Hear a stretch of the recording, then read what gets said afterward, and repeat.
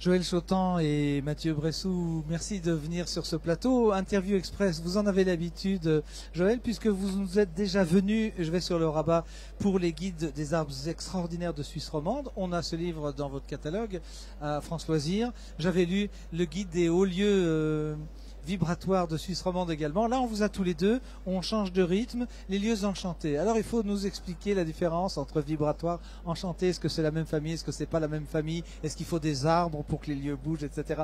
Faites-nous envie, ce livre est magnifique. Il est à peine sec, nous l'aurons certainement au catalogue. Alors, les lieux enchantés ont quelque chose de vibratoire. Tous ces lieux-là ont quelque chose de magique, évidemment. Les lieux, ce que j'ai appelé les lieux vibratoires dans le tout premier livre, il y a quelque chose de spécial qui se dégage de ces lieux-là. Si on va avéré ou psychique? Avéré, ça se mesure avec des machines?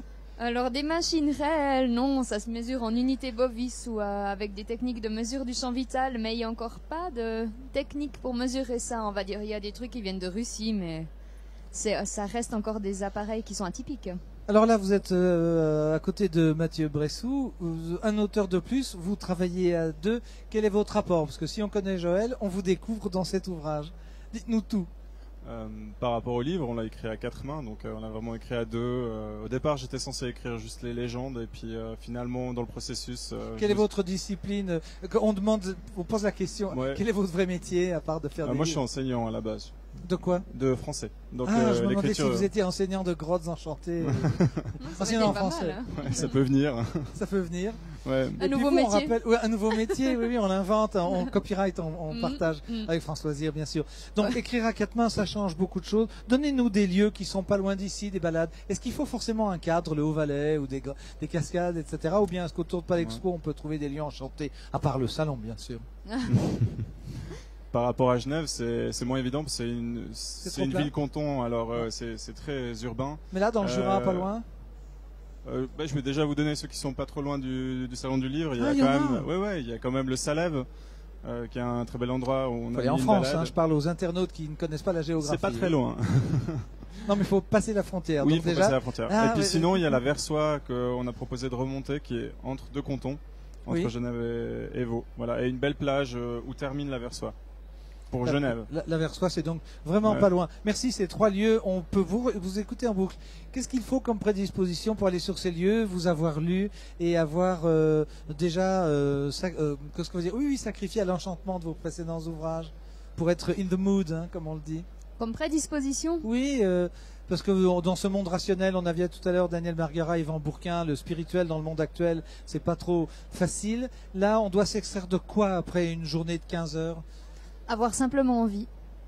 Et Oui, mais vous savez faire, il faut donner des conseils aux gens.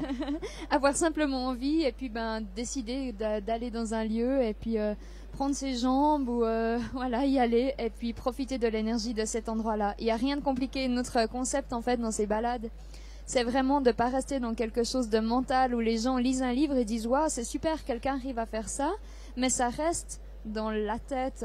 L'idée, c'est de proposer des lieux concrets pour appliquer ce qui est en théorie dans la première partie du livre. Oui. Et dire, maintenant, ressentez, allez-y, profitez. On a une nature magique tout autour de chez nous et allez-y. La petite figurine avec l'air, l'eau, le feu, la terre, bien évidemment, le contact avec le sol, par les pieds. Est-ce que c'est pour avoir cette perception, il faut être quand même un petit peu avoir une prédisposition ou un intérêt pour des sciences naturelles un peu plus marginales que ce qu'on nous apprend à l'école de marketing, etc. Je vous pousse un peu dans les chemins un peu extrême-orientaux où on s'écoute un peu plus. On va aller visiter ces chakras et voir comment ça se passe dans l'organisme. Je m'adresse au professeur là. Alors on a justement évité l'histoire des chakras. Oui. On a fait un peu plus simple. Puis, en fait, c'est une invitation à être dans l'instant présent et à ressentir ce qu'il y a dans un lieu. Où vous rentrez comme vous arrivez à quelque part où vous dites qu'il y a quelque chose de particulier. Là, on a choisi des lieux enchantés justement où nous on se sentait un peu invités à aller dans l'autre monde. C'est ça l'idée. À partir de là, on vous propose des activités à faire sur place, puis vous prenez ou vous prenez pas, vous faites. Pour avoir participé, alors en pensée et déjà bien instruit par vos ouvrages, Joël, j'ai participé à des petits bouts de séminaire, c'était en France, et on a passé une après-midi à communiquer, je me répète, avec les arbres, en touchant les écorces et en faisant une promenade à l'aveugle. Et puis on dit, on va aller jouer. Puis après avoir fait, on n'est pas pareil. Pourquoi ? Il Il y a quelque chose qui se passe dans le corps, hein. Il y a un réel dialogue entre la nature et l'être humain. Et pour nous, c'est une évidence parce qu'on l'expérimente tous les jours. Et ben voilà, ce livre-là, c'est une invitation à découvrir ce dialogue, à pas juste rester centré sur sa petite personne et voir la nature comme quelque chose d'extérieur à nous, mais sentir qu'il y a quelque chose qui se passe entre l'intérieur et l'extérieur à travers ces balades. Et le pourquoi il y a quelque chose qui se passe à l'intérieur de nous, ben, c'est propre à chacun de le découvrir. C'est pour ça que vous devez filer, prendre le train et retourner en nature parce que le Palexpo, c'est pas On easy, n'en hein. peut plus. Hein. Et pourtant, vous n'êtes pas là depuis 5 jours. Vous deviez venir l'autre soir, mais c'est trop compliqué. Vous travaillez très tard et il fallait pas exagérer. Le livre vient de sortir. Joël Chotan, Mathieu Bressou, guide des lieux enchantés de Suisse romande.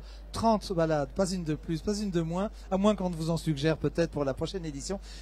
Rencontre des esprits de la nature, grottes, cascades, gorges et forêts mystérieuses, ça donne envie de rêver. Et puis les paysages suisses, alpins ou jurassiques ou du Salève peuvent inspirer. Hein. Merci beaucoup. Merci. Merci à tous les deux.